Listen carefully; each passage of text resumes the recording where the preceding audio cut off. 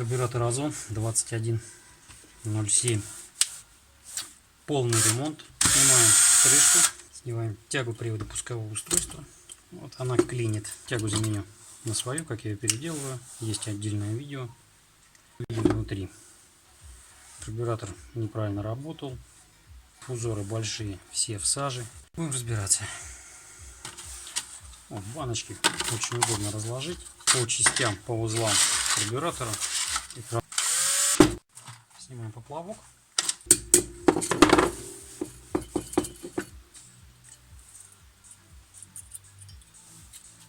А вот она и проблема. Поплавок полный бензина. Получается, что поплавок тонул, карбюратор переполнял. Вот отсюда вся и чернота. Вот она элементарная причина. Вот так иногда бывает просто и без проблем найти причину. Всегда так просто. Так, прокладка под замену. Все. Откручиваем пробочку фильтра ключом на 19. Вот что мы там наблюдаем. Грязь. Карбюратор работал в жестких условиях. С бака идет вот такая грязь и распространяется по карбюратору. Фильтра, конечно, свою функцию отчасти выполняют, но все равно микрочастицы, они проходят и вот в таком состоянии фильтр. При ремонте крышки на что обращаем внимание? Смотрим плотность закрывания воздушной заслонки. Заслонка отлично закрывается, щелей практически нет, двигается без заеданий. Вот здесь вот, держа пальцами заслонку, смотрим кулачок привода. Иногда бывает, что вот на этой оси кулачок болтается. Вот здесь керном взять и ударить несколько раз, чтобы расплющить осенку. И тогда заслонка, кулачок привода заслонки будет держаться плотно. Дальше на что здесь обращаем внимание? При полностью закрытой вот так рукой закрываем кулачок и смотрим зазор между диафрагмой и тягой привода воздушной заслонки. Вот видим, какой здесь зазор. Под действием разрежения сначала выбирается зазор, и только потом начинает приоткрываться заслонка. Вот этот зазор надо выбрать путем подгибания тяги. Сейчас я покажу, как это сделать. Снимаем пусковое устройство. Установлено уплотнительное кольцо. Тоже подлежит уже теперь замене. Тягу. И вот так вот элементарно пассатижи упираем в стол и немножечко подгибаем ее. При подгибании надо не перестараться, чтобы не получилось так, что воздушная заслонка не сможет полностью закрываться, тяга будет постоянно держать в преднатяге. Вот таким образом подогнули. Ну все, сейчас она уже будет однозначно стоять правильно. Вот так моделируем, как она будет стоять. Даже наживлю один винт, наглядно показать. Вот, заслонку закрыли. Все. Зазора нет. Смотрим, что заслонка закрыта полностью. И в этот момент зазора здесь практически нет. Все, вот такая должна быть регулировка тяги привода пускового устройства. Снимаем пусковое устройство, тягу. Пусковое устройство проверить элементарно. Нажимаем на шток диафрагмы, закрываем отверстие подвода разрежения и проверяем. Снова утапливаем, закрываем отверстие, смотрим, шток не перемещается, отпускаем палец, пошло, диафрагма целая. Подтянуть винты крепления крышки пускового устройства. Это заглушка. Ну, возможно, она потом мы ее будем откручивать для того, чтобы добраться до регулировочного винта при регулировке пускового зазора воздушной заслонки. Что мы здесь обращаем внимание, как потянут корпус топливной иглы. Вот немножечко поддался затяжечкой, тянул его. Далее проверяем соответствие жиклеров. Во-первых, воздушного иконостата. Вот воздушный жиклер иконостата. Вот это топливный жиклер иконостата. И вот это эмульсионный жиклер иконостата. Воздушный жиклер должен быть диаметром, фактически диаметр по сверлу 1,2. Вот по этим сверлам калибром. Без них никуда. Так, и 1,5 топливный жиклер. И также 1,5 эмульсионный жиклер иконостата. Да, все по жиклерам соответствует. На что здесь обратить стоит внимание, бывает иногда при снятии крышки вот один из этих жиклеров остается в корпусе. В таком случае необходимо достать. Достать их можно в принципе элементарно. Я сделал такое приспособление. Вот, просто приварил к электроду такой саморезик. Очень удобно доставать. И вот здесь вот, если остался жиклер, у него внутренний диаметр больше гораздо, чем выходное отверстие. Аккуратно его подцепляем, вытаскиваем и на свое место. Эмульсионного стоит обратить внимание, немножечко наружный диаметр посадочного места чуть-чуть побольше, чем у топливного жиклера. Надежности вот эти жиклеры я подстукиваю, чуть-чуть плотнее посадил. Итак, доводим далее крышку до ума. Значит, принято решение вот этот поплавок, который наполнен топливом, искать место протечки, место, где он себя набирает, буду потом. А возьму поплавок вот из того видео, где я проверял его, проверенный поплавок, кипятком, запаривал его и поставим. Итак, в завершение сборки крышки продуваем все элементы, фильтр, проверяем его целостность, целый, неповрежденный. Вычистили.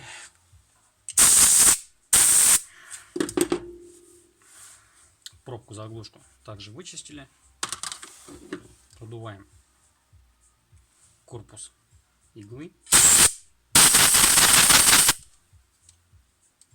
Воздушный, топливный и эмульсионный жиклеры иконостата. Прокладочки я смазываю, вот в данном случае литолом по периметру. Эта часть у нас находится над топливом, над поплавковой камерой. Тут не обязательно мазать. Вот где точки соприкосновения корпуса и крышки соединения. Вот так вот аккуратненько промазываем. Все. Она даст определенное набухание. Установили.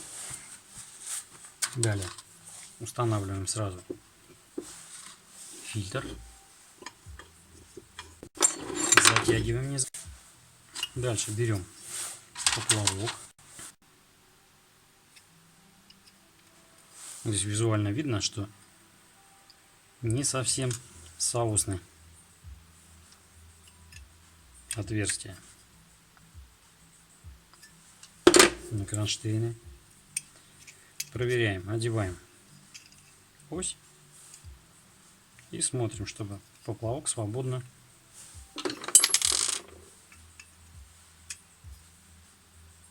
поправляем геометрию при необходимости. Нежно, аккуратно. Металл мягкий. Снова одеваем. Все. Устанавливаем иглу.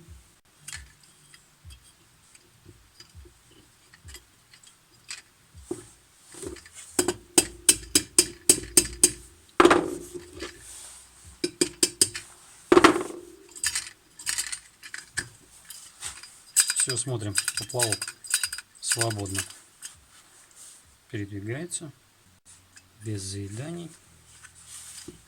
Потом проверим уровень топлива. По проверке уровня топлива есть отдельное видео. Что здесь еще обратить внимание? Вот эта телескопическая тяга. Я устанавливаю. Вот есть такая доработанная тяга, которая никогда клинить не будет. Вечная. И будет работать в любых условиях. Ну а эту потом переделаем. Устанавливаем новое уплотнительное кольцо. Вот здесь вот, где у нас тяга закернена, вставляем ее в кулачок на воздушной заслонке, на оси воздушной заслонки. Другой стороной вводим зацепление со штоком диафрагмы пускового устройства. Колечко резиновое проложили, не забываем его. Устанавливаем на место пусковое устройство. Затягиваем. Все. И еще раз проверяем теперь. Закрываем полностью заслонку и смотрим. Все, зазора у нас здесь практически нету. Все. И теперь предварительно проверяем пусковой зазор. Он должен быть 5,5 плюс-минус 0,25 миллиметров между кромкой воздушной заслонки и корпусом крышки. Вот так оттягиваем одним пальцем кулачок, а другим тянем шток. Вот образовался у нас зазор. Теперь берем сверло и проверяем. Ну, видно визуально, что зазор гораздо больше. Поэтому для уменьшения зазора откручиваем заглушку спускового устройства и маленькой отверточкой, закручивая регулировочный винт, уменьшаем зазор. Ну, я сделаю обороты 3-4.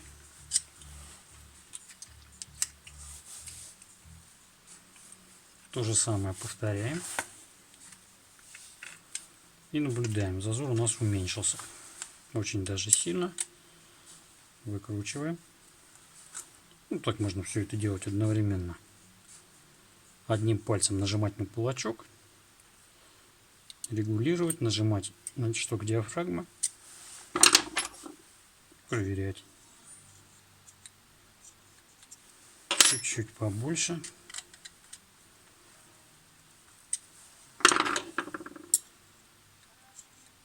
И вот видим зазор. Сверло 5,5 вплотную. Замечательно. Все, так оставляем. Устанавливаем на место заглушку. Потом при необходимости на машине, если не будет хватать оборотов при запуске, можно точно таким же образом проделать эти манипуляции уже на автомобиле. То есть открутить пробку-заглушку и винтом, вращая винт, увеличить зазор. Уменьшать, как правило, нет. Надо в сторону увеличения. То есть не хватает, как правило, воздуха. Все, крышка у нас готова. Телескоп устанавливаем вот такой, вечный. Все, останется проверить уровень топлива. Смотрите, есть это отдельное видео. Далее, корпус и нижняя часть делаем. Снимаем электромагнитный клапан.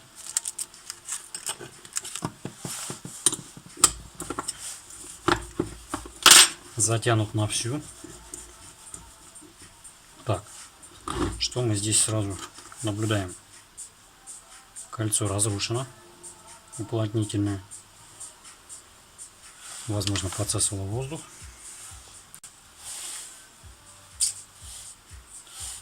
Игла на месте, все на месте, подумаем сразу.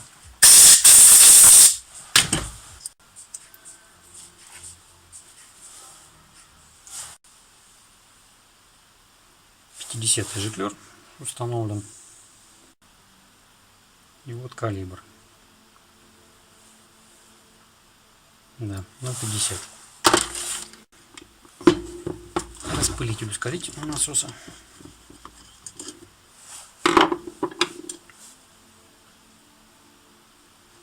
Шайбочки на месте. Жиклеры пока установлены, удобно проверить. Должны 150 стоять. Размер по диаметру сверла. Фактически диаметр сверла соответствует диаметру 150. Снимаем воздушные жиклеры.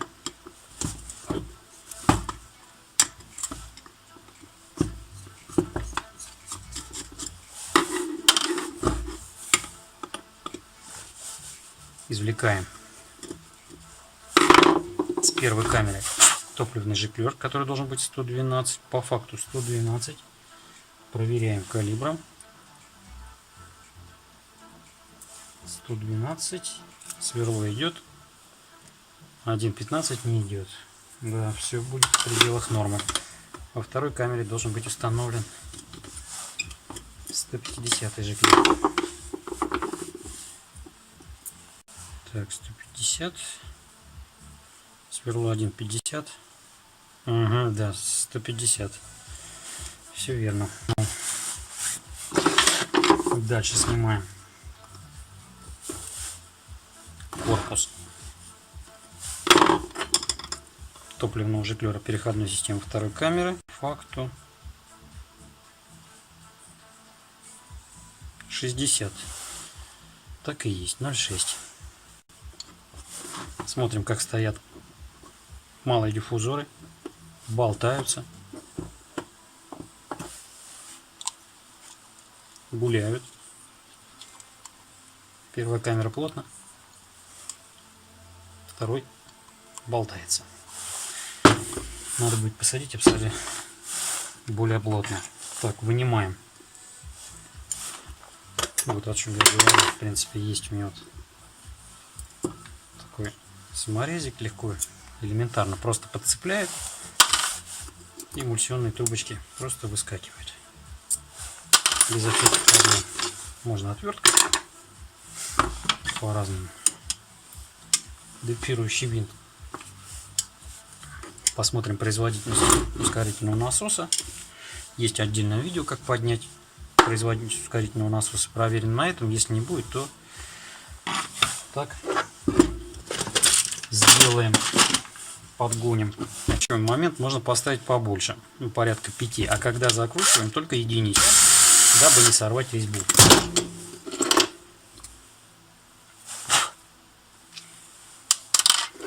Так, смотрим состояние диафрагмы. Снимаем стопорный винт пневмопривода второй камеры.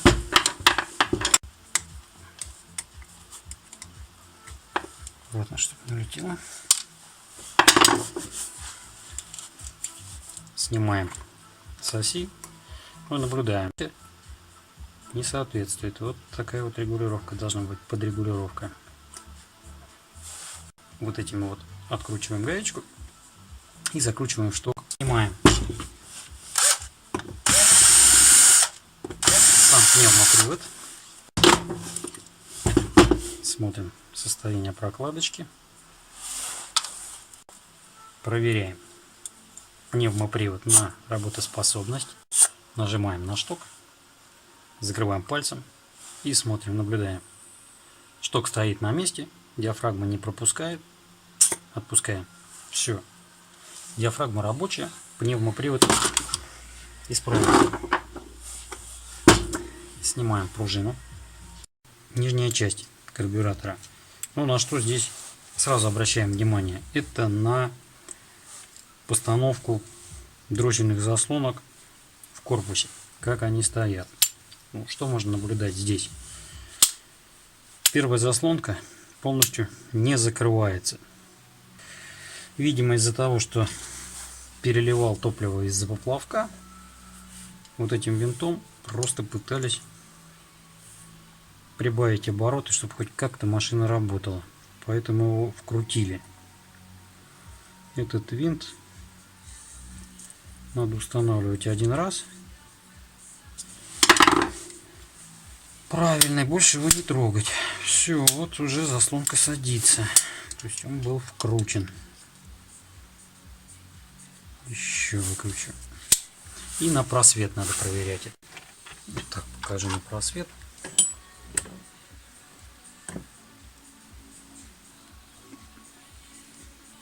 Все. Сидят плотно обе заслонки, великолепно. Откручиваем винт количество вместе с корпусом.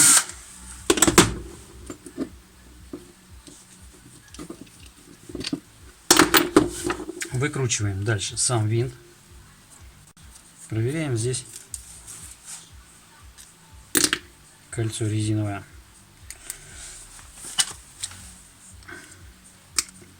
Все, оно уже стало деревянное. Под замену. Также выкручиваем винт качества.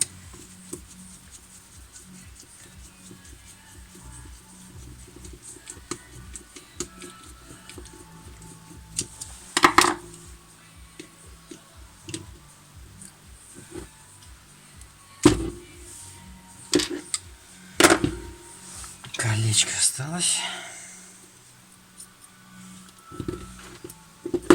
Тоже деревянненькая. Она сразу лопается в руках. Под замену. Дальше что здесь делаем? Проверяем состояние золотникового устройства. Для этого отгибаем стопорную шайбу.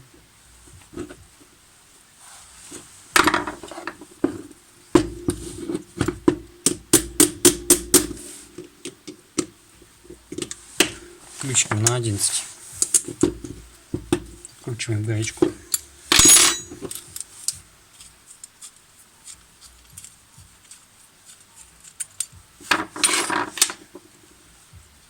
Снимаем стопорную шайбочку. И все нам обратно в такой же последовательности и собрать.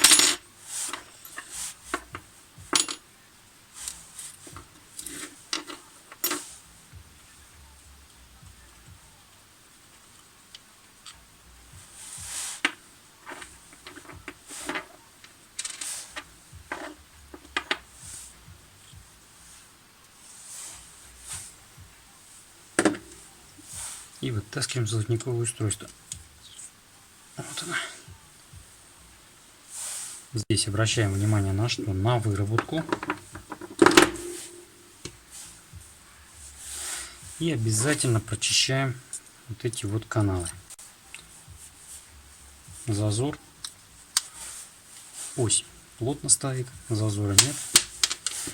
Когда само золотниковое устройство, это пластиковое, сильно изношено, его тоже необходимо заменить. Так, все прочищаем здесь. Промываем, прочищаем. Вот так открываем дроссельную заслонку. Рециркуляция. Все чисто, опрятно.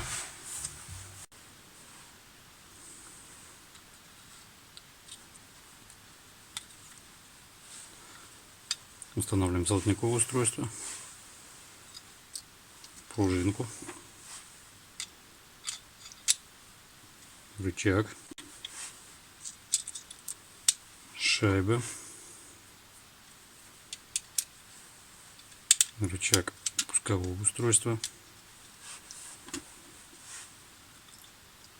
шайба, затем вот такая распорная втулка малым диаметром наружным,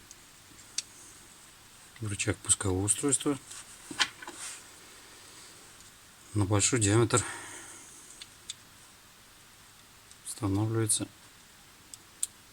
следующий рычаг и заводим его под рычаг привода второй заслонки. Шайба, рычаг привода заслонки, шайба, стопорная шайба.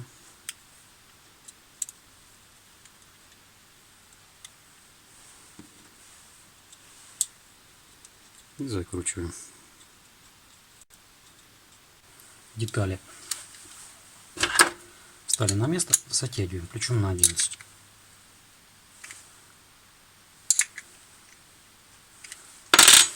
Стопорную шайбу запущиваем и проверяем плавность хода. Все. Еще раз на просвет проверяем плотность закрытия заслонок. Так вот фонариком подсвечиваю. Ну, видно, все плотно. Замечательно. Дальше. Как я говорил, каскадное кольцо на заводах сейчас уже практически не ставят. Вот если светить сюда, куда устанавливается в колодец установки винта количество холостого хода, и заглядывать в отверстие установки винта качество холостого хода, то видно на просвет, что там стоит не кольцо, а полукольцо. А должно стоять вот такое полноценное кольцо. Сейчас я его вытащу, полукольцо, и установлю на место стандартное кольцо.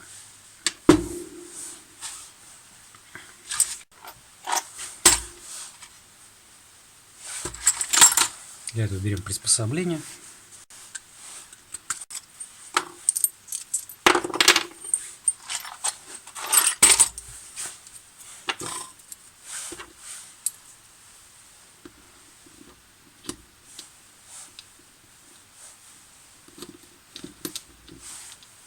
Устанавливаем.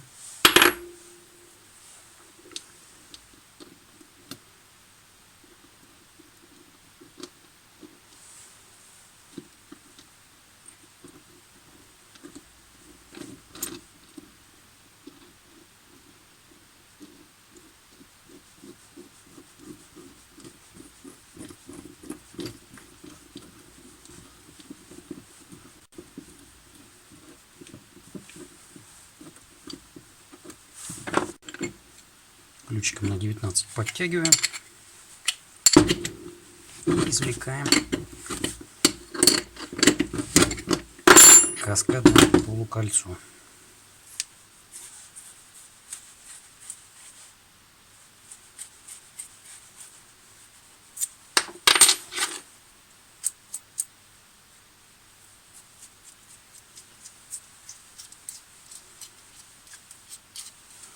Вот что здесь было установлено.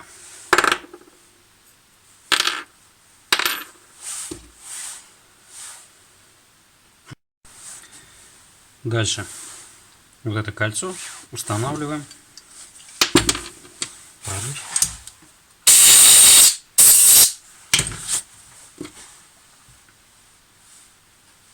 Более широкой частью внутрь и более тонким пояском наружу. Таким образом, вот это отверстие, чтобы было напротив центра вот этого одного. Вот таким образом. Предустанавливаем его и дальше оправочкой плотно запрессовываем на место. И вот теперь, вот если светить, вот можно наблюдать, вот это одно отверстие, полноценное кольцо стало на свое место. Вот оно светится. Это вот одно отверстие полноценного кольца каскадного. Продуваем.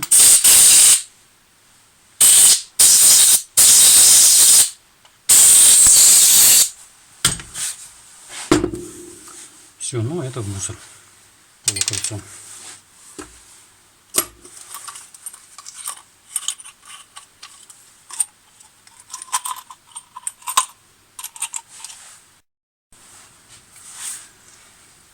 Далее заменяем резиночки на винтах. Качество.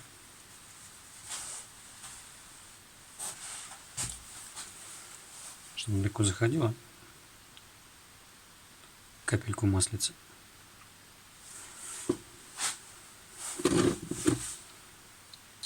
Вставляем его в свое посадочное гнездо.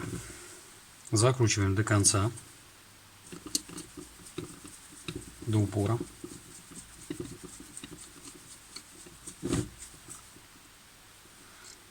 И затем выкручиваем 5-6 оборотов. Закрутили. Раз, два, три, 4, 5. 5,5. Далее прокладочка на корпусе винта. Количество смеси рабочее, хорошее. Меняем уплотнительное колечко.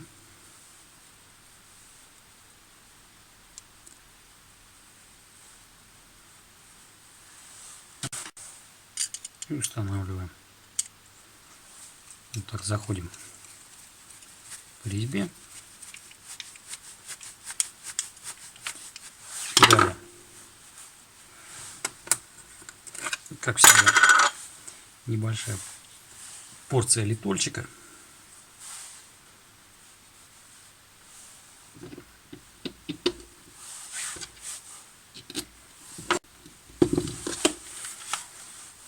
Переводим на единицу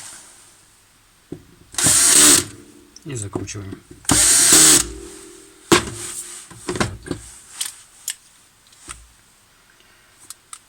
Есть для того, чтобы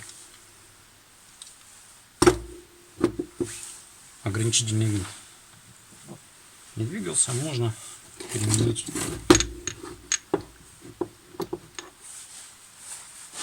воздействие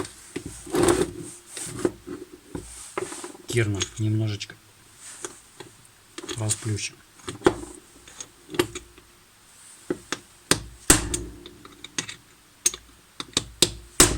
Для надежности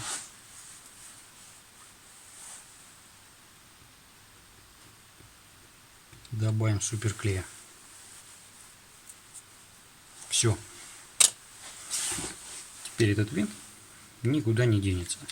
Еще раз проверяем заслонку. Отлично, не надо пришлепывать. Если возникнет необходимость, то можно открутить профильную заслонку, винты крепления за оси, и путем пришлепывания посадить заслонку на место. В данном случае это не требуется. Также очень важным моментом при регулировке дроссельных заслонок, я сейчас покажу уже вот на собранном карбюраторе, является степень не только прилегания кромок заслонок первой и второй камеры к стенкам смесительной камеры, но и перекрытие отверстий, которые находятся над заслонками переходной системы первой камеры и второй. Сейчас я их покажу. А также отверстия подвода разряжения к вакуумному автомату опережения зажигания, которые, если здесь вот будет происходить подсос и отверстие будет попадать в зону высокого разряжения под заслонкой, то будет искажаться угол опережения зажигания. Вот я показываю переходные отверстия первичной камеры. Находятся они над заслонкой. И вот отверстия подвода разряжения. Вот надо обращать внимание, чтобы эти отверстия перекрывались плотно заслонкой. А система холостого хода работает вот через вот это отверстие абсолютно автономно, независимо от них. На это стоит обращать внимание. То же самое и со второй камерой. То есть вот когда мы открываем первую камеру, и вот заслонка работает без заеданий, и видим, что заслонка при закрытии полностью перекрывает переходные отверстия второй камеры. Все, вот на это надо обращать внимание, иначе мы не получим экономный эксплуатации карбюратора автомобиля в целом, а также, возможно, даже не получится отрегулировать холостой ход. Это очень важный момент для полноценной работы карбюратора. Проверяем, как работает рычаг привода пускового устройства. Мягко, без заеданий. Но бывает иногда необходимо здесь подработать напильничком, для того, чтобы он плавно подтягиваем его. Здесь он не полезен. Дальше проверяем плоскостность. Ну и видим здесь большой зазор. Конечно, это требует доработки. Для этого мы извлекаем переходные трубочки, вставляя в них сверла соответствующего диаметра.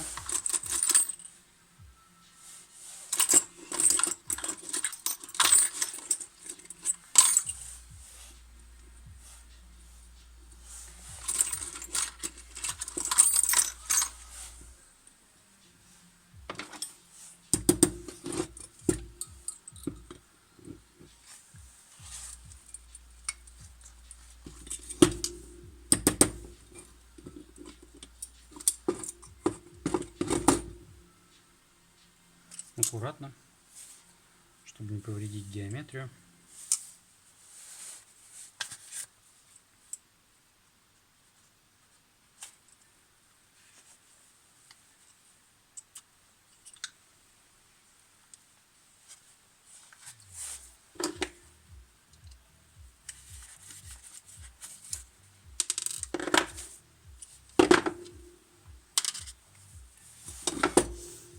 Также извлекаем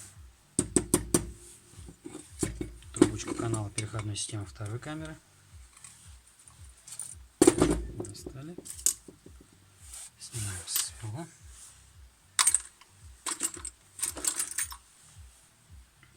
Далее извлекаем переходную трубочку системы рециркуляции картерного газа.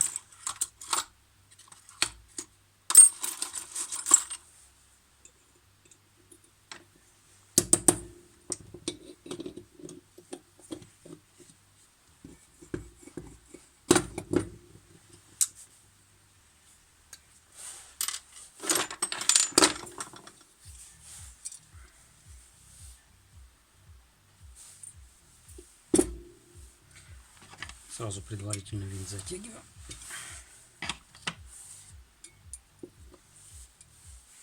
Ну и чтобы не мешало, снимаем рычаг. Чтобы нам не мешало, снимаем рычаг управления пусковым устройством.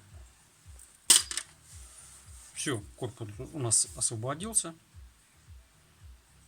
Сейчас мы его поставим предварительно, нагрею я его и поставлю вот на оправку.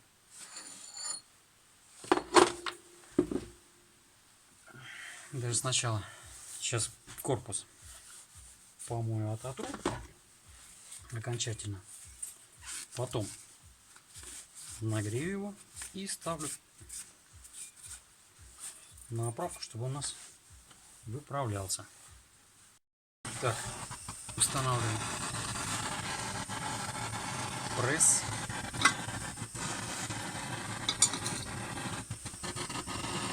Прогреваем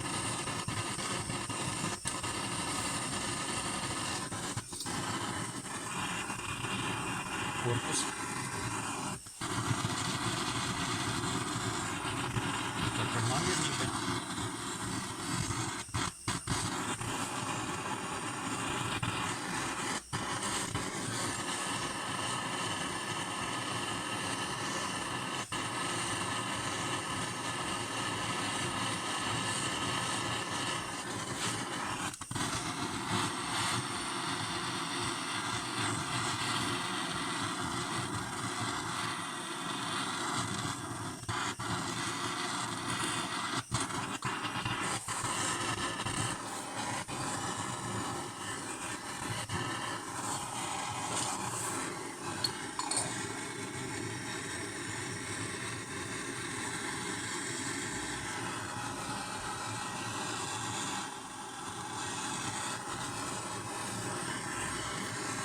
Подтягиваем.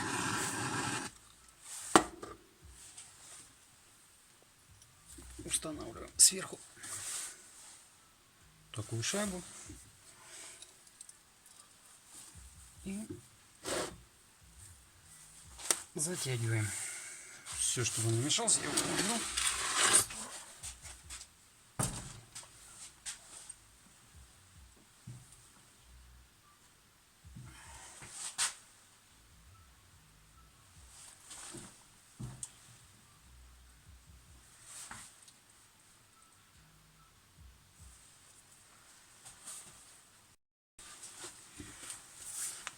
Вот такая картина получилась. Дальше заусенцы снимаем.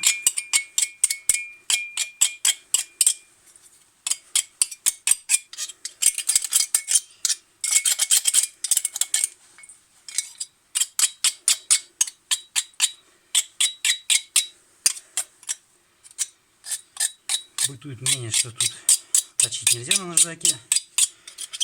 Но все индивидуально.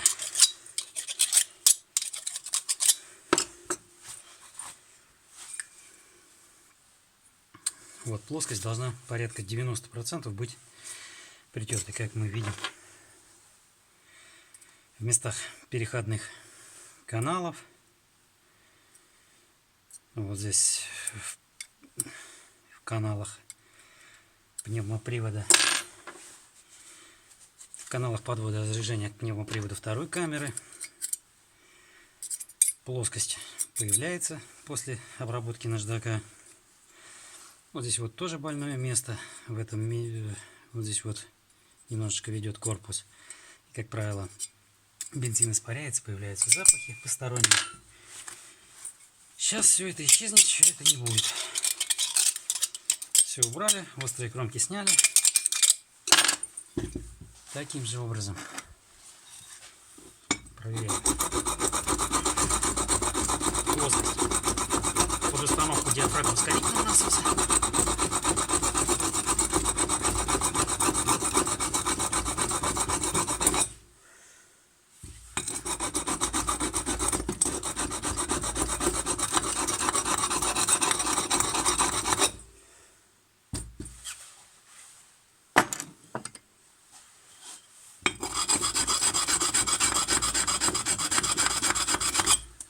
Все.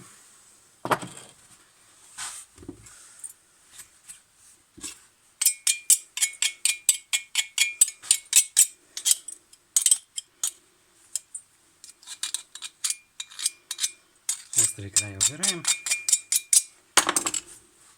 и продуваем. Наводим порядок.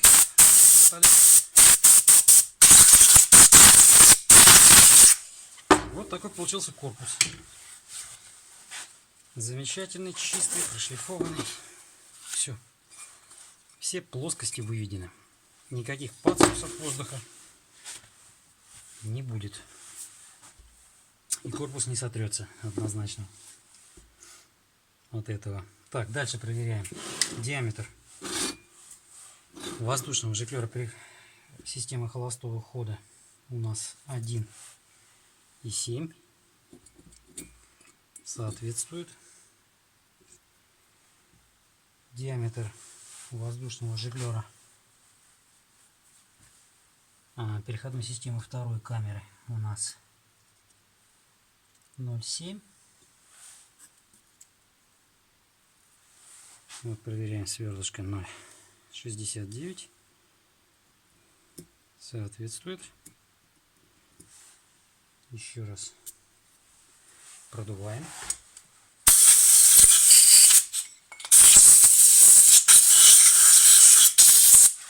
Все каналы.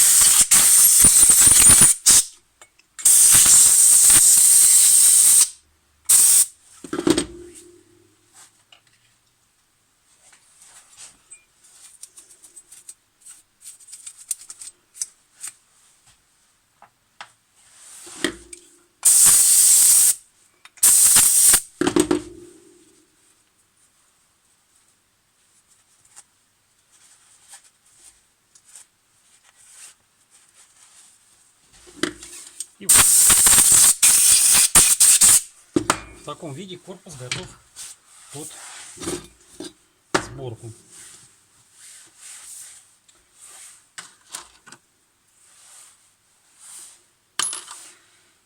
Так, на что здесь хотелось бы обратить внимание. Это с самого начала, в принципе, можно было обратить внимание, что диффузоры большие. Первой камеры 22, второй 25. То есть у нас карбюратор 2107. Когда мы разбирали, я обратил внимание, что малый диффузор первой камеры не совсем плотно. Нет, второй камеры. Что малый диффузор второй камеры не плотно сидит в посадочном своем месте. Для этого что мы сделаем сейчас? Извлечем пружину поджимную и просто ее так подразогнем.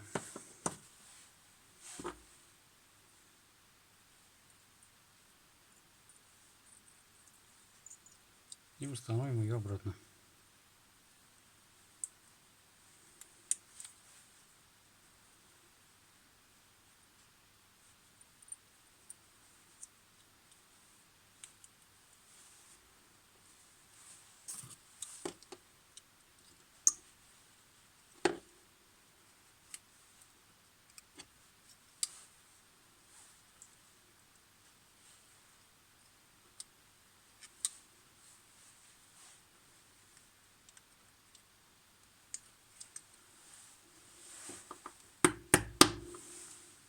Так, более плотно, в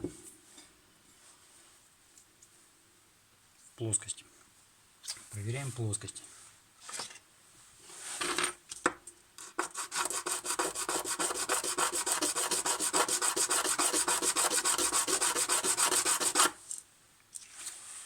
Все, идеально вывели плоскость, продуваем.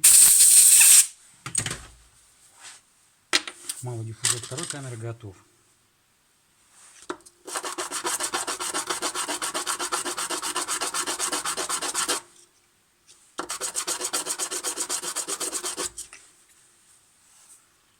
Идеально. И устанавливаем на свои места. Первый немножечко двигается. Тоже немножко подразогнем.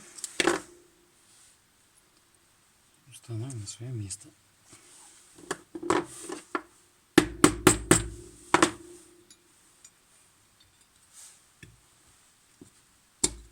Вот так плотно.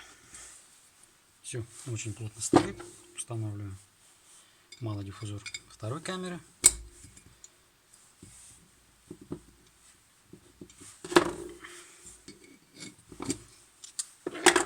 Можно еще поплотнее. Я сейчас сделаю, как я уже показывал. Уголки немножечко подогну.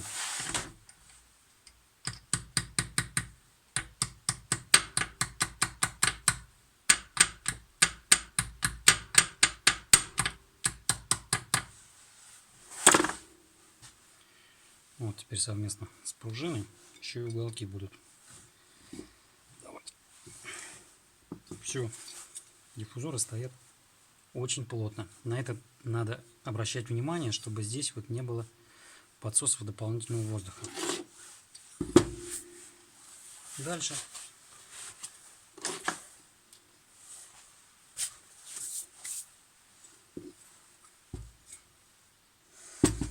устанавливаем на место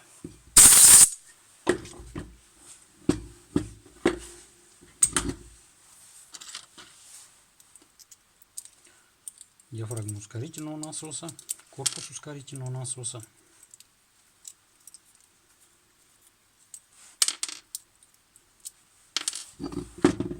Все плоскости прошлифовали вот на мелком наждачном круге.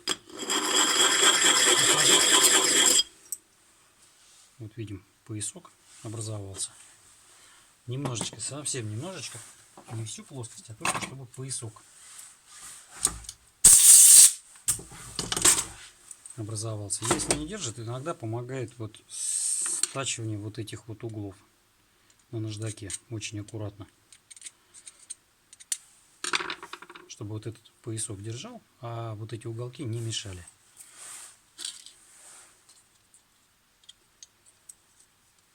Так, диафрагма полежала. Я считаю, что ее необходимо заменить.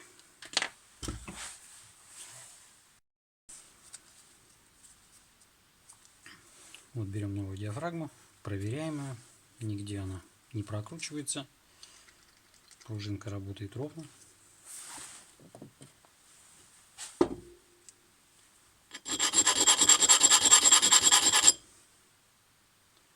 Технологический выступ убрали.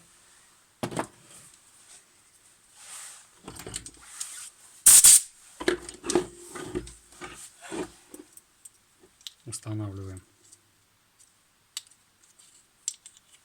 корпус. Не забываем про пружинку.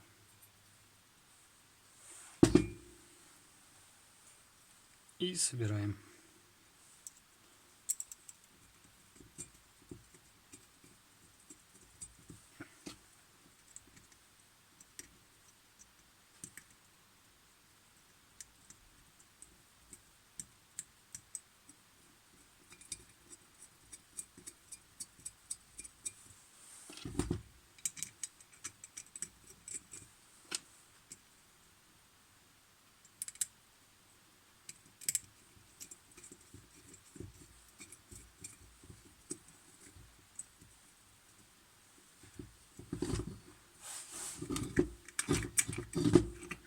Вот в таком положении нажимаем полностью на рычаг.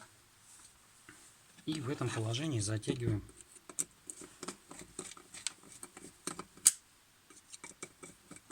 корпус крышки ускорительного насоса.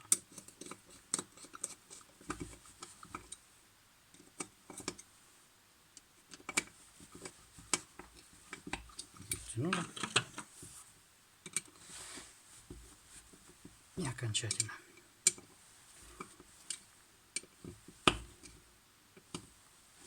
Все, есть. Дальше устанавливаем обратно переходные втулки.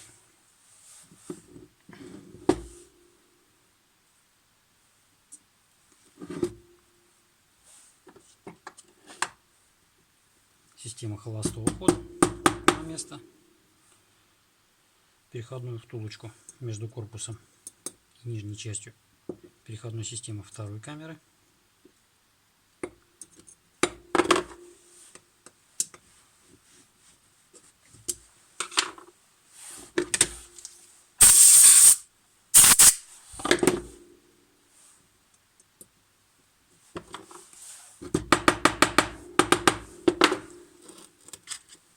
И переходную втулочку системы рециркуляции картиногаров.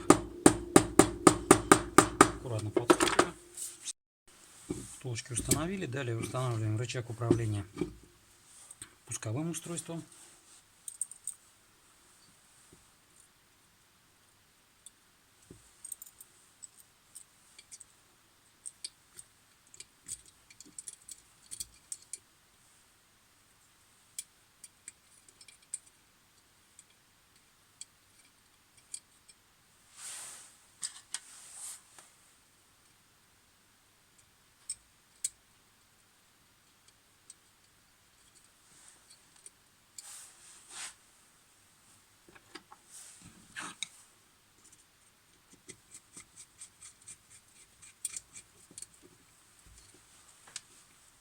Затягиваем и проверяем плавность хода. Все. Мягко, плавно ходит. Дальше.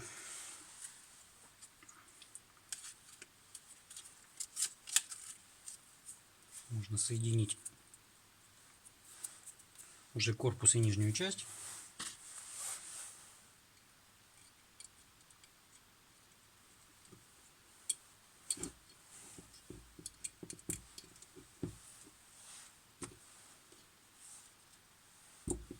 Устанавливаем тягу.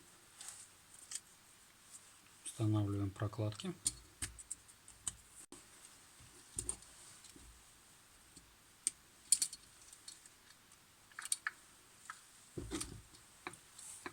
кулачок ускорительного насоса под рычаг. Все. И вот таким образом соединяем корпус и нижнюю часть. Устанавливаем винты.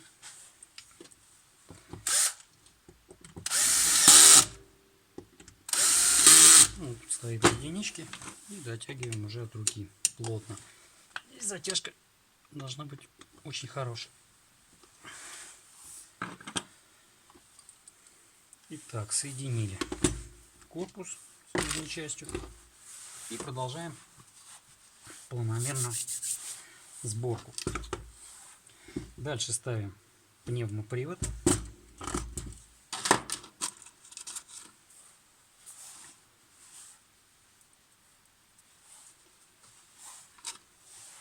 Прокладочку смазываем.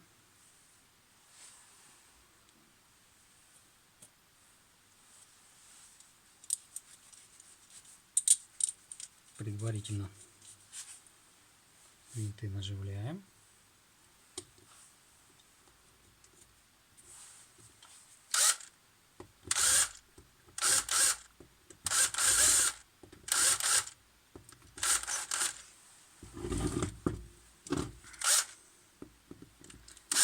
И затягиваем.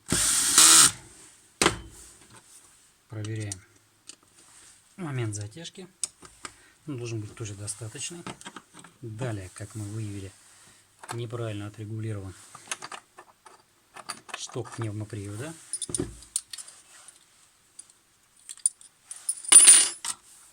Устанавливаем пружину. Подгибаем такой усик для зацепления пружины вот в такое положение. Вот так. И вот так выгибаем, чтобы он более точно соответствовал своему положению.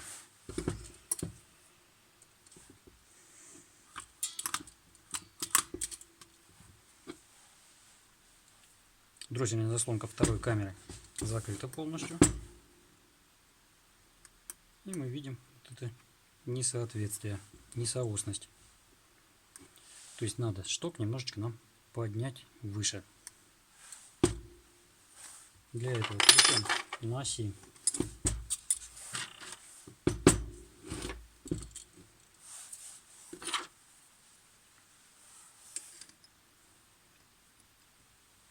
Отпускаем контрагайку, откручиваем ее и закручиваем шток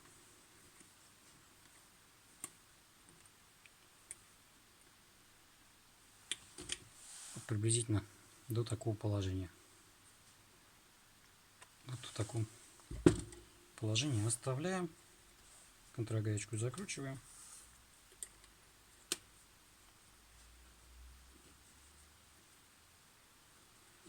Все. В данном случае пневмопривод у нас начнет работать буквально сразу.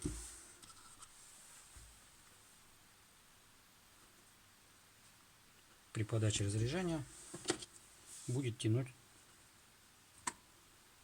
через рычаг дроссельную заслонку второй камеры. Ну, как только освободит ее рычаг первой камеры при повороте на 48 градусов.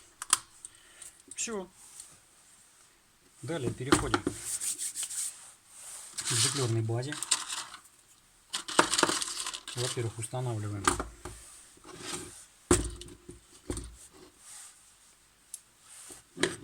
эмульсионные трубочки.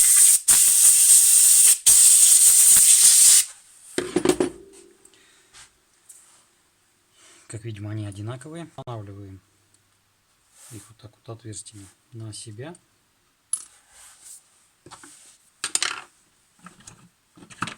Немножечко утапливаем их. Воздушные жиклеры.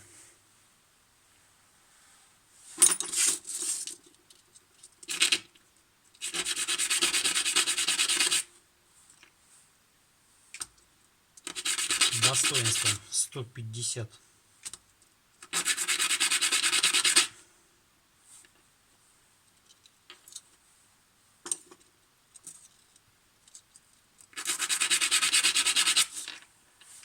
Еще раз проверяем калибром.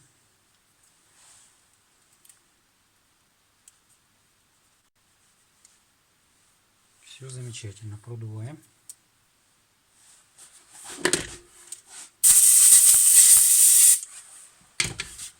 Устанавливаем на свое место.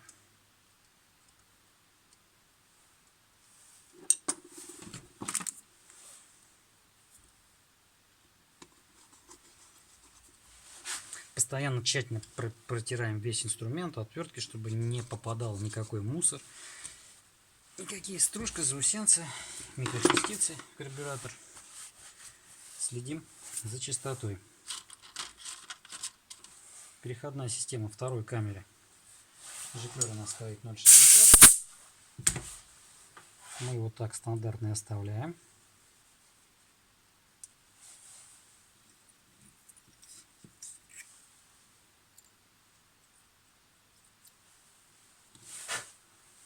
Устанавливаем его на место.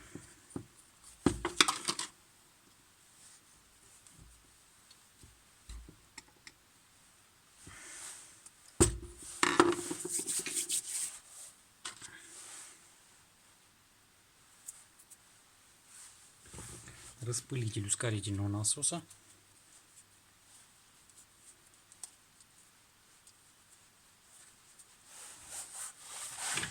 Продуваем.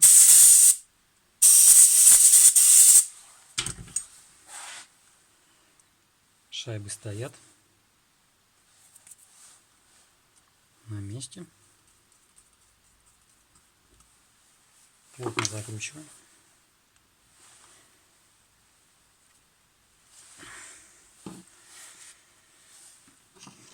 Обращаем внимание, что ширина лезвия должна быть достаточная. Вот. Узенькая, но широкая, чтобы не повредить головку винта. Дальше, по жиклерной базе.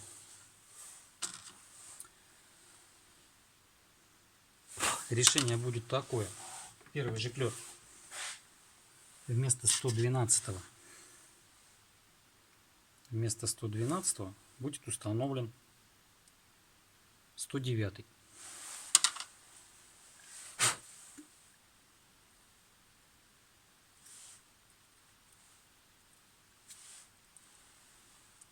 Жиклер.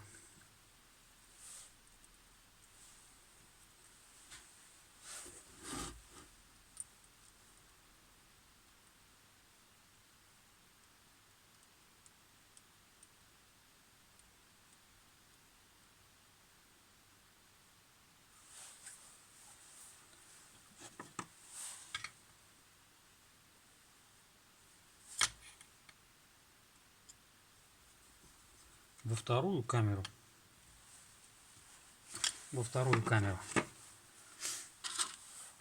жиклер оставлю прежний.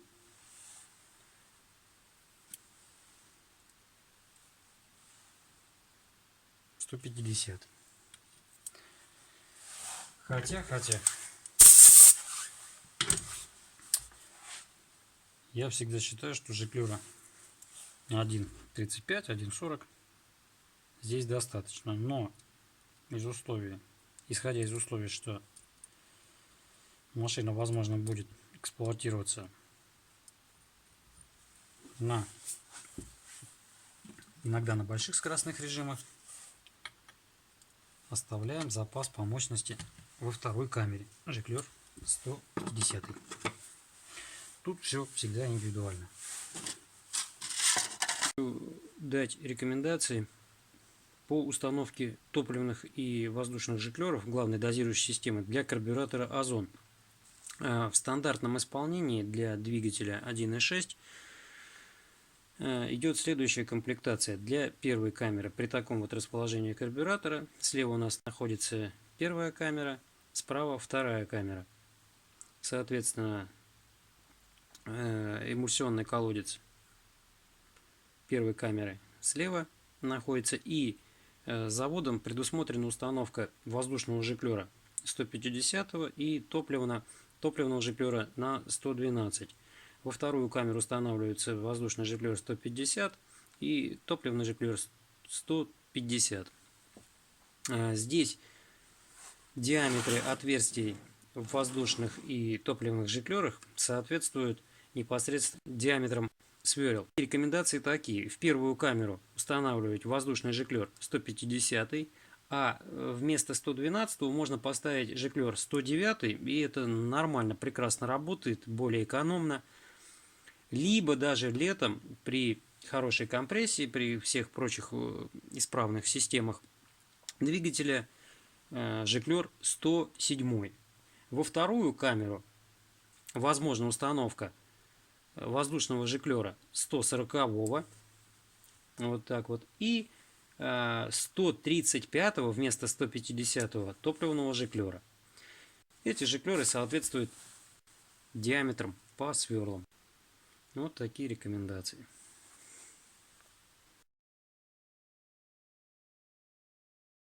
Корпус с нижней части собран. Остается проверить уровень топлива, глянуть предварительную регулировку пускового устройства. Воздушные заслонки пускового устройства в крышке мы уже отрегулировали. А сейчас посмотрим зазор дроссельной заслонки пусковой. Вот нажимаем полностью на рычаг привода, и он у нас должен быть, зазор дроссельной заслонки порядка 0,95, ну 1 миллиметр. Вот берем сверло.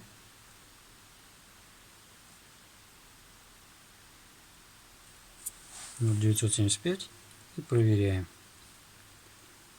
Ну, где-то так оно и есть. Где-то так оно и есть.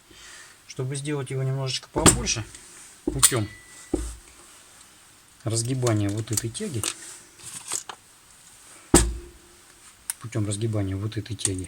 или даже перестановкой вот в более верхнее отверстие, но если мы установим тягу вот в это отверстие, то зазор будет очень большой. А у нас он практически соответствует. Но чтобы чуть-чуть его увеличить, просто вот разогнем вот так вот эту тягу. Вот так. Жест. И чуть-чуть разогнем. Все. Сейчас зазор будет уже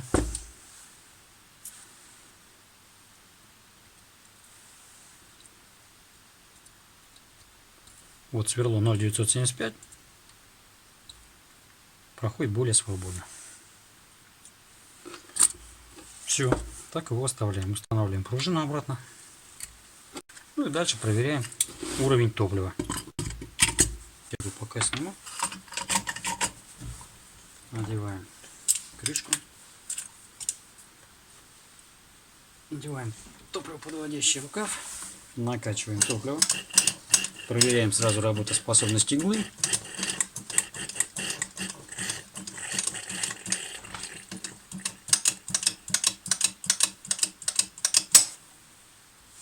Игла держит.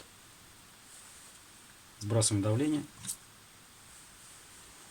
Игла держит замечательно. Проверяем уровень. Снимаем.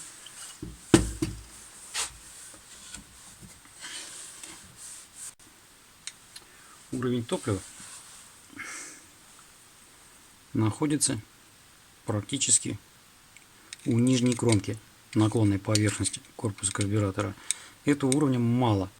То есть уровень должен находиться вот здесь вот, посередине вот этой наклонной. Об этом есть отдельное видео, поэтому я сильно заостряться не буду. Сейчас надо прибавить топливо. Поплавок мы поменяли.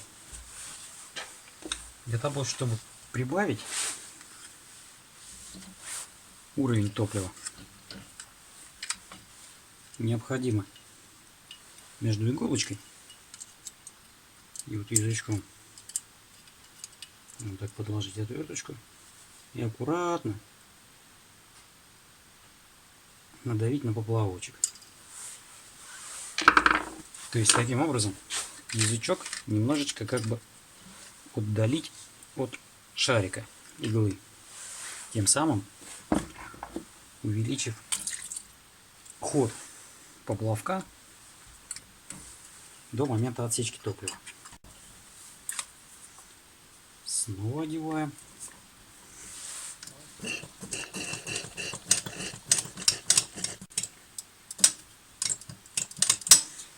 Накачали, сбросили давление, снимаем, проверяем. Все, вот сейчас уже видно.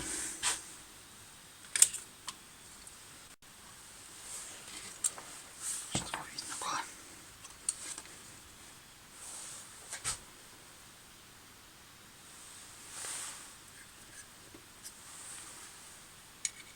Вот черта и вот топливо. Все.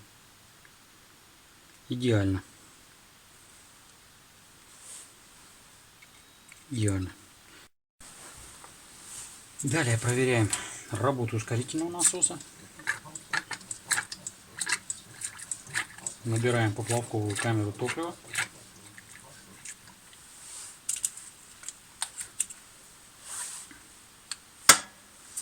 Берем медный стаканчик,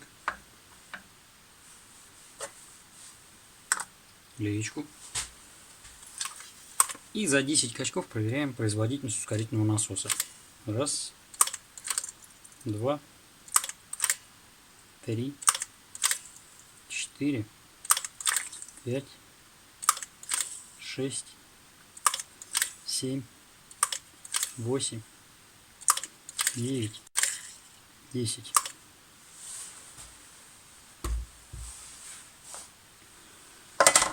Должно быть 7,5 кубиков.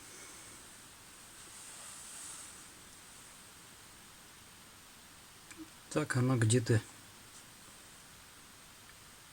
и будет. 7-7,5. Достаточно. И сейчас я покажу небольшую такую хитрость. Что необходимо прежде всего сделать?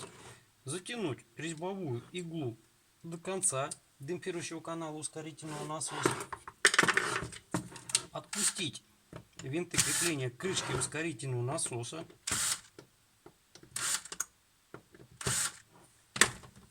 Чтобы диафрагма опустилась. И нажать на рычаг привода ускорительного насоса до конца. И в таком положении затянуть винты, чтобы у диафрагмы был максимальный ход и максимальный объем для забора топлива с целью последующего впрыска в камеру сгорания. Бывают такие случаи, что производительность гораздо меньше. Что делается в этом случае?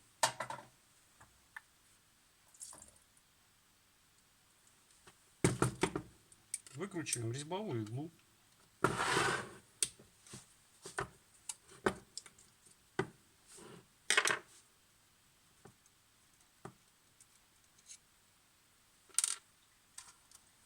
Берем трубочку от очистителя карбюратора. Вот их много, я их снимаю и оставляю. Трубочку для простоты одевания на иглу можно немножечко нагреть.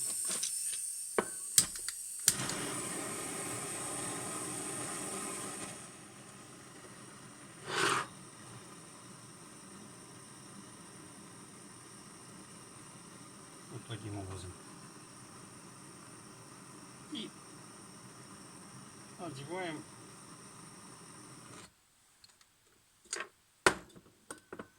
до конца плотненько на иглу. Натягиваем с трудом. Держится она потом замечательно. Никуда не спадает. Масло бензостойкое. Вот так плотненько ее натягиваем. Получилась такая конструкция. Потом берем ножницы. И просто вот с таким большим зазором от окончания винта самого, где-то миллиметра 2 с запасом, обрезаем вот так немножечко на конус.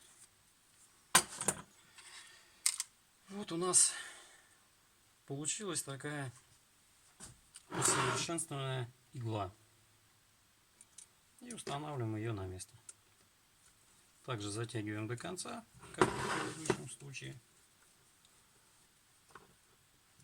Снова набираем поплавковую камеру топливом.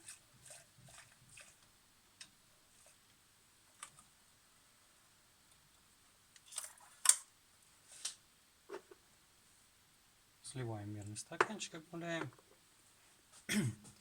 И также делаем 10 циклов. 2,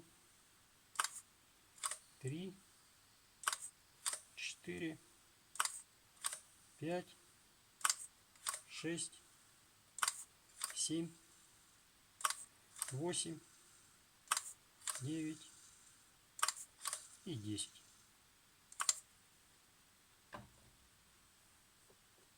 И смотрим на результат. Вот как видите, порядка 12 кубиков. То есть за счет того, что мы сделали такую вот небольшую хитрость, добавилось производительности насоса целых 5 кубиков. При необходимости немножечко убавить, можно резьбовую иглу чуть-чуть подотпустить и снова сделать пробные замеры. И таким образом уже у нас имеется возможность подогнать под необходимую производительность работу нашего ускорительного насоса. Что еще, на что тут можно обратить внимание?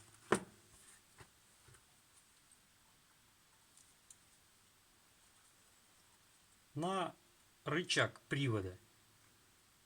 Вот здесь вот есть такой ролик, чтобы здесь не было люфта, износа в самом ролике. Бывают карбюраторы настолько изношены, что здесь уже в принципе канавка и образуется зазор между самим роликом и кулачком. В данном случае зазора у нас никакого нет. Все плотно прижимается. Зазор можно устранить в принципе тоже нехитрым способом. Путем выбивания вот этого штифта оси рычага. Зажимаем его в тиски. Можно при необходимости можно подогреть. Вот здесь вот зажимаем. И вот эту часть подстукиваем молотком. То есть делаем угол более острым. Как бы. И в этом случае у нас вот этот ролик уже плотнее поджимается к кулачку. Так, проверили ускорительный насос. Да, еще какой тут момент. Может быть, широким лезвием отвертки можно открутить.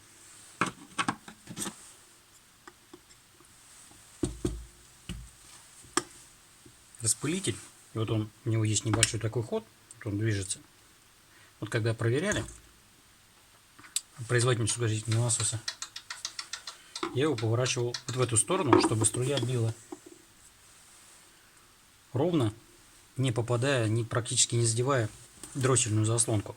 А для лучшего распыла можно его повернуть вот в эту сторону в направлении оси дроссельной заслонки и в этом положении его затянуть. На что стоит обратить внимание, когда проверяем работу ускорительного насоса, чтобы вот отсюда из всех вот этих соединений нигде не сочился бензин, пузырьки, ну и прочие проявления негерметичности, чтобы этого не было. Все, карбюратор полностью проревизирован. Все основные элементы ремонта выполнены. Основная причина найдена неисправности. Все, собираем. Устанавливаем телескопическую тягу на место. В чем заключается модернизация и преимущество? Вот стандартная телескопическая тяга, выглядит она вот так вот, состоит из двух частей. И вот, кстати, живой пример, что она просто подклинивает. То есть верхняя вот и нижняя часть, образующие телескоп. Вот смотрите, видите? Вот она все заклинила. И, соответственно, такой привод на карбюраторе не будет выставлять правильный зазор пусковой при запуске карбюратора в холодную погоду. Вот оно все, практически это вот негодное. Вот такая усовершенствованная телескопическая тяга. Вот такого рода, вот такого рода.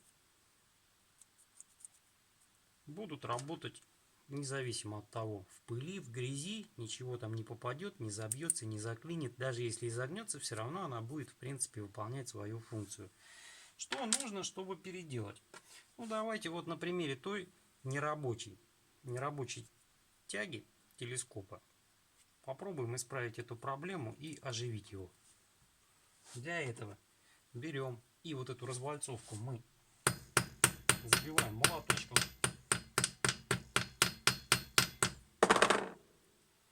Снимаем шайбу. Снимаем нижний корпус телескопа, пружину и верхнюю часть, опорную часть пружины. Далее просто выпрямляем саму тягу. Можно сказать, что в принципе можно бы было выровнять тягу и с такими телескопами, но тем не менее вероятность попадания грязи, пыли и также изгиба вероятность существует, и поэтому лучше предупредить болезнь, нежели потом ее лечить. Что делаю с этими двумя частями? Вот здесь вот опорная под пружину часть мы отрезаем и оставляем просто опору для пружины. Отрезаем либо ножовкой по металлу аккуратненько, либо на наждаке. И точно так же нижнюю часть также обрезаем практически на 2/3 от верха. Зажимаем в тисках.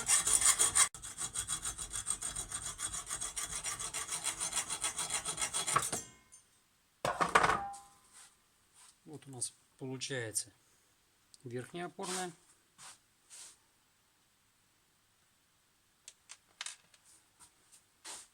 И вот таким образом мы отпиливаем нижнюю часть.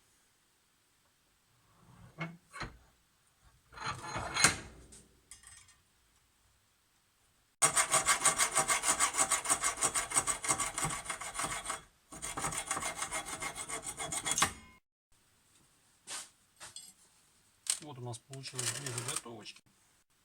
В принципе, можно обработать это торцы на наждачке, на наждачном круге.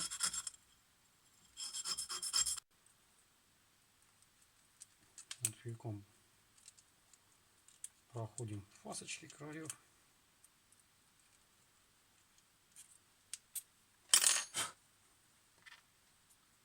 Далее берем наш же шток, одеваем опорный цилиндр под пружину, одеваем саму пружину.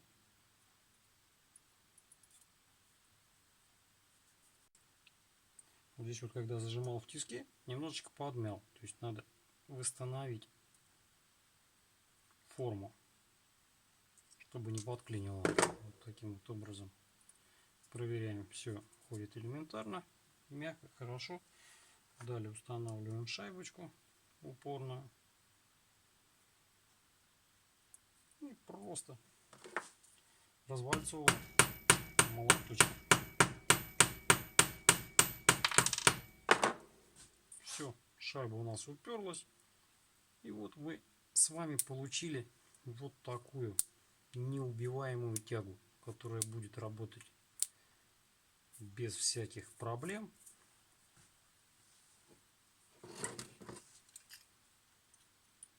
В любое время года и никогда вас не подведет. Самое главное зимой. Устанавливаем его на место.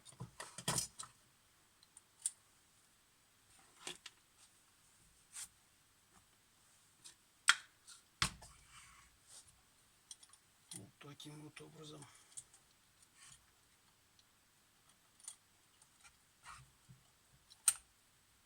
И проверяем.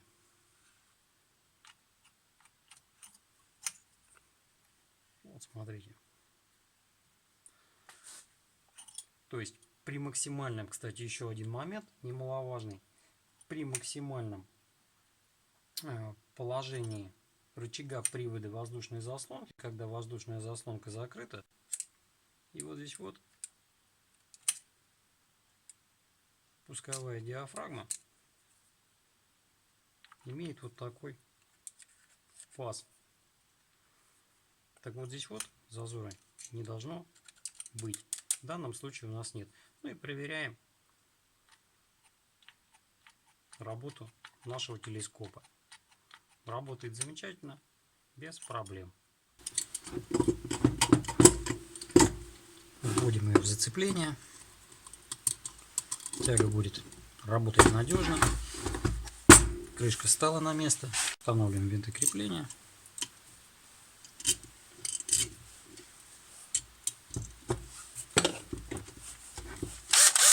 Начинаем затяжку.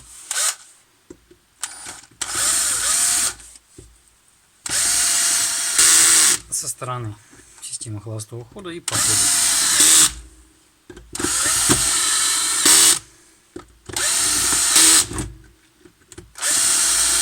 В завершение можно установить вот такую импровизированную пломбочку. Вот так вот. ОТК. Еще раз смотрим, проверяем. Здесь все зазоры выбраны. Карбюратор в отличном состоянии. Рычаг привода ускорительного насоса работает, начинает работать свою сразу. Все, карбюратор готов к установке на автомобиль. На первой камере при работе на малых и средних режимах он будет расходовать топливо меньше по сравнению с стандартным. А вторую камеру оставили полноценной, так как она предусмотрена заводом. Все. Под карбюратор необходимо будет установить новую прокладочку, которую тоже так вот желательно смазать, излишки убрать. Проверяем электромагнитный клапан на работоспособность. Для этого цепляем минусовой провод зарядного устройства на корпус, включаем 12 вольт и плюсом проверяем.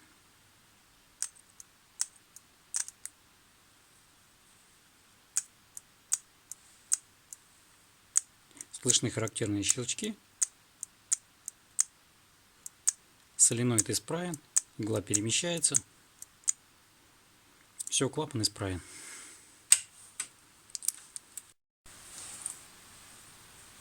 Так, смотрим. Электромагнитный клапан. Отверстие 0,5 проверили по калибру.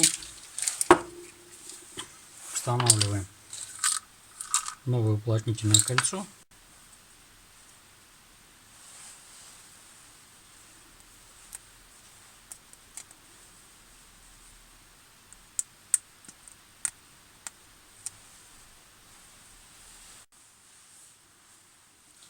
Смазываем.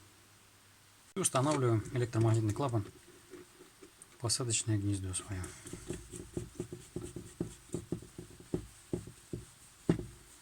Затягиваем от руки. И затем немножечко доворачиваем ключом, чтобы жиклер четко сел в гнездо посадочное. Все, карбюратор готов к установке на автомобиль. Плотно закручивается до конца. На 13 вот слегонечко его подтянули до упора. И при том, когда мы снимаем клемму питания, двигатель должен заглохнуть. Это обязательное условие, значит клапан работает исправно. Все, двигатель глохнет. Значит, после того, как ключ зажигания выключен, бензин будет отсекаться. Вот в чем преимущество вот этого электромагнитного клапана от вот этой заглушки, что когда поршни продолжают по инерции ходить и создавать разрежение, бензин будет все равно проходить через вот этот джиклер, и топливо отсекаться не будет.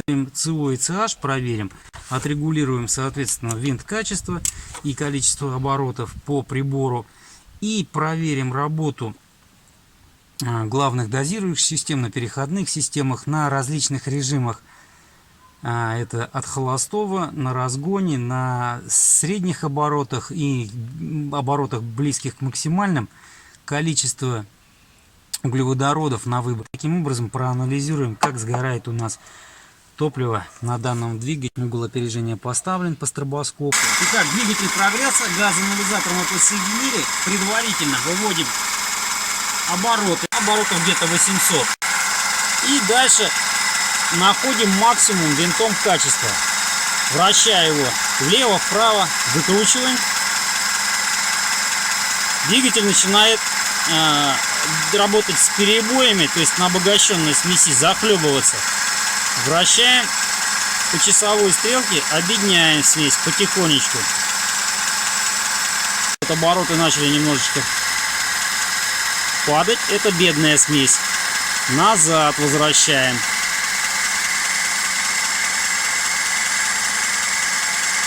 Ищем максимальные обороты.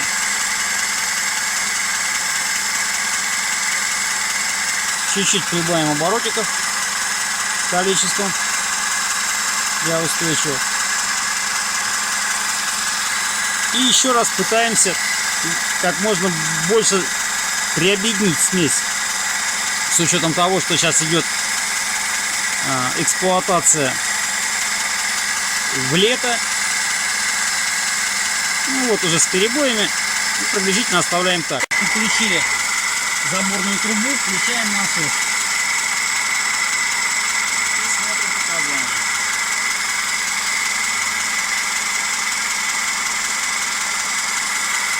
Это ЦО у нас, это CH. Так, уже не становится.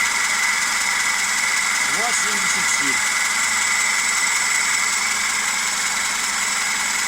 Конечно, это много.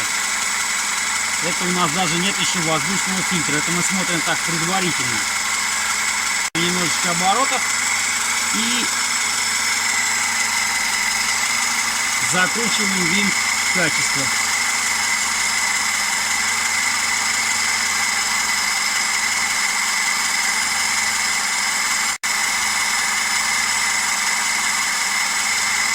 Вот потихонечку у нас показатель ЦО падает.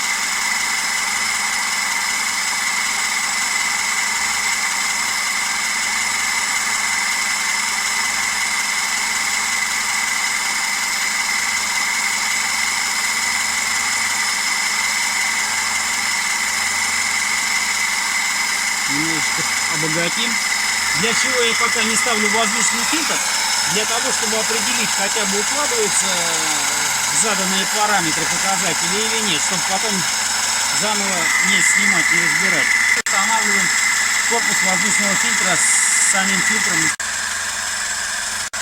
Все, морозы как бы уже закончились, не будет холодов.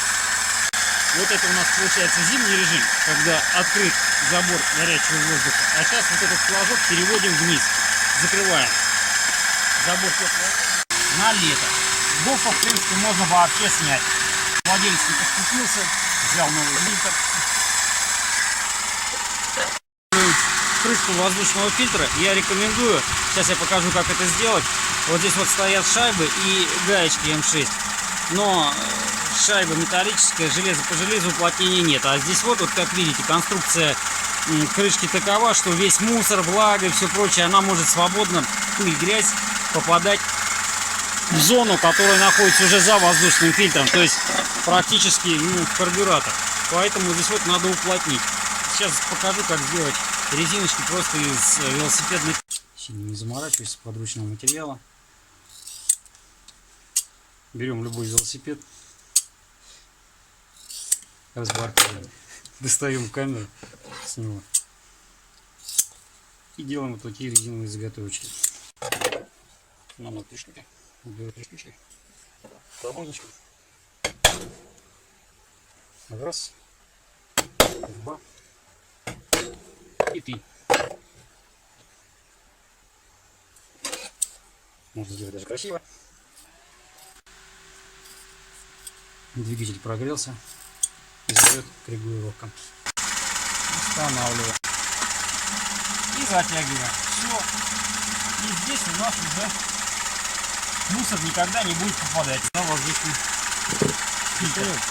Поставили корпус воздушного фильтра, воздушный фильтр, крышку с резинками, подсоединили рукав рециркуляции картерных газов, подсоединяем заборный шланг, в трубу вставляем, включаем насос газоанализатор. И сейчас уже будем окончательно регулировать CH. Видите? Ну вот, в принципе, установились. Теперь вот сюда вот снимаем. Сейчас у нас получается 2,4 ЦО. Это очень большой. Но надо найти оптимальный такой вариант, чтобы и ЦО было где-то в районе единицы, и при этом минимальный CH. Сейчас будем вот этим как раз заниматься. Итак, чуть-чуть прибавим оборотов винтом количество. Чуть-чуть.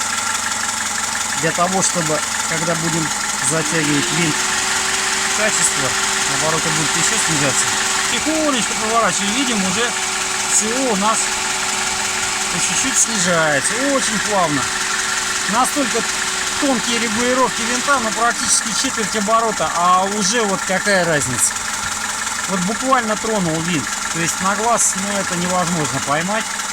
Вот 1,5, еще немножечко, чуть-чуть еще. Ага, полоборота, вот и CH немножечко уменьшается. Пока вот работаю винтом качества, чуть-чуть назад, переобъединенная, двигатель начинает с перебоями работать. CH при этом снижается, это тоже нормальный показатель.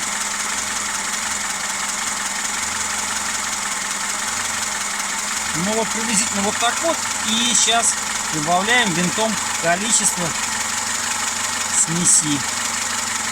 Немножечко оборотиков.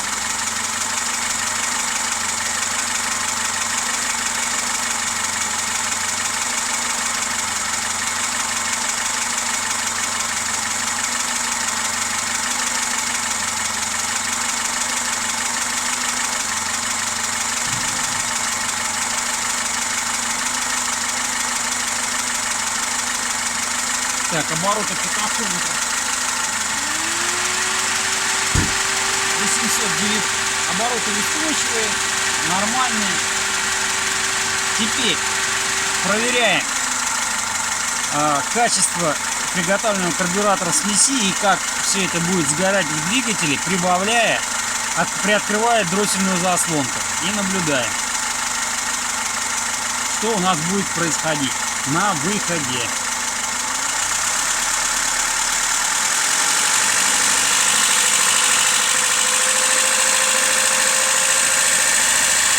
Прибавили.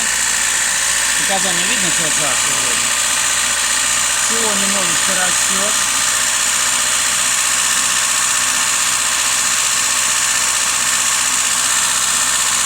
CH падает. Дальше прибавляем.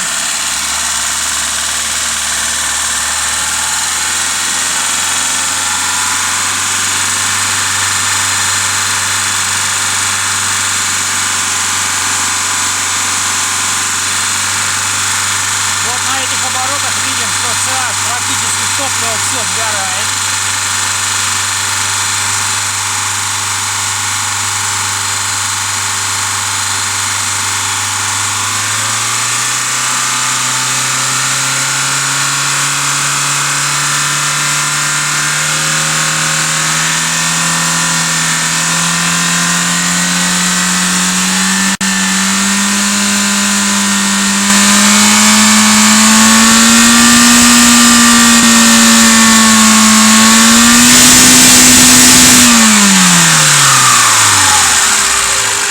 великолепные показатели. То есть все CH у нас практически, ну сейчас на переходных только режимах. Вот, пошло.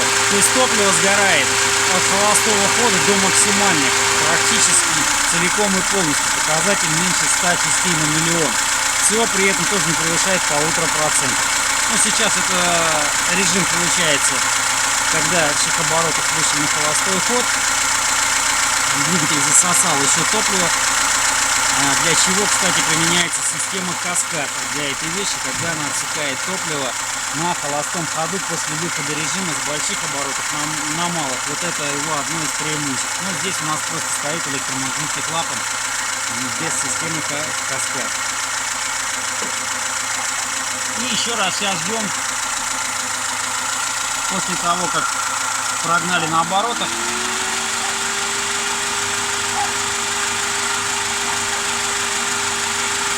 выставленные параметры возвращаются. Добавляем оборотики.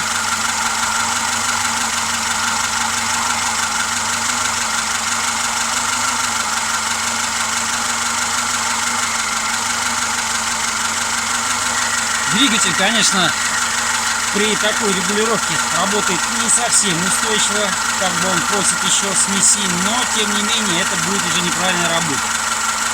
Все, вот так оставляю. Обороты до 700-900. СО добились 0,27 и CH 167. Великолепно. На всех режимах прогнали, работает идеально. Все, оставляем так.